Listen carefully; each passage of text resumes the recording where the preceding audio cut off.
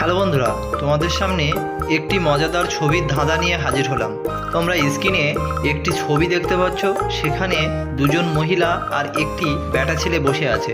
এখন এখানে যে বাচ্চা ছেলেটি আছে, এই বাচ্চা ছেলেটিকে কে চুরি করতে এসছে? তোমাদেরকে ভাবার জন্য 5 সেকেন্ড সময় দিলাম। তোমরা খুব তাড়াতাড়ি ভাবো আর কমেন্টসে উত্তরটি অবশ্যই লিখে জানাতে ভুলবে না।